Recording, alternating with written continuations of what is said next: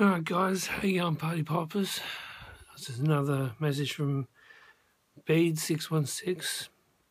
I'm just trying to tell you about an experience I once had. It's that a 4-day, what they call an acid doof rave, except there's no music at these ones, just 16 guys in a tribal circle playing drums, which, you know, when you're trying to sleep in the morning can get to you, but it was fucking amazing. Especially with the fire twirling, and it was almost like a ballet of a dance, and that told a story with fire. It was amazing. And we get there the first night, we drop ecstasy, we get naked, we get in the spa, and we get out, and everything's cool. Now, Confess is the type of place where if you're walking down the little streets around the tents, and you had a bottle of Jack Daniels in your hand, and you're yelling swear words at everybody, like, fuck you, whatever, that's a no. But if you're naked with a cock ring and a joint in your hand while on acid, yes. So it's a pretty cool place to be. And totally different rules, you know, doesn't even seem to be anyone running the joint, except every now and then you see someone with a radio in their back pocket, give you a bit of assurance. So the first night we had some ecstasy, pretty low grade, and the next night we're looking for acid, and we couldn't find nothing at first. And one of my friends was in a wheelchair, and the other one's a chick, so it was just up to me to fucking get this shit on. I mean, that they took me to this event, it's up to me to get this shit going. So I look around, and I'm in the fucking market area of this festival, and I see this dude with like this bewildered, amazed, but confused state in his eyes. He had dreadlocks, he had a hat on with dreads all coming out the back. And I just went, fucking him. He fucking knows. He's got it. Or he knows someone who's got it. So I triangulated our walking through the crowd, and I bumped into him and said, you know, hook us up. He's like, sure, wait here, I'll be back in 15 minutes. Sure enough, he comes back. And during that time, my friends had said, get 6 off him so we can have another 3 for another night, or the other night, or the next night, whatever. Get 6, don't just get 3. $15, you know, a hit. And I said this to the dude when he come back, and he's like, looked at me real like, he's going, mate, if you can fucking find me, he's going to have another one, which I didn't understand at the time. And then we sat down, and he's pulled out a little minty fresh, liquid fresh mouth drop bottle, and I sort of got it then, you know. It's liquid. How are you going to transfer liquid? Put it in a deal bag? I don't think so. Anyone got a sugar cube or some blotter paper? I don't think so. So he puts a drop on my hand, like there.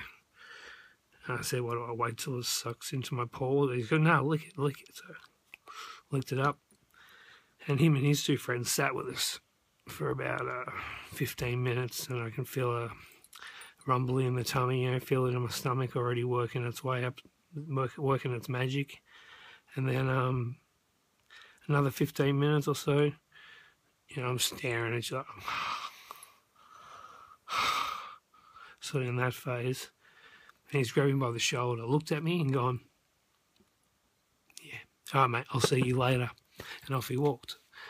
And what a nice enough guy, you know. Not only did I not know him from a bar of fucking soap, he sat there until the shit kicked in to prove that it was the real shit, you know. So now all of a sudden he leaves and his mates leave, and it's just me, Jackie, and Oliver sitting there.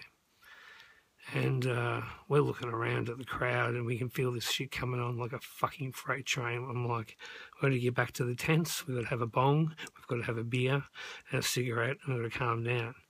Now, my mate's in a wheelchair, and they cover all the little footpaths so you can walk around the tents and all the little fake streets they've got around there, and it's covered in sand. So I'm pushing a wheelchair through sand, and wherever we fucking walked, it felt like it was uphill. It's like, why does it always feel like uphill? We just came back from here, you know? It was bullshit.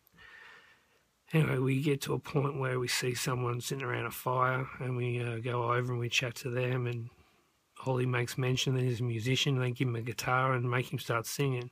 And I'm looking at Jackie, going, you feel this shit, man? And she's like, nope, just denying that it's happening.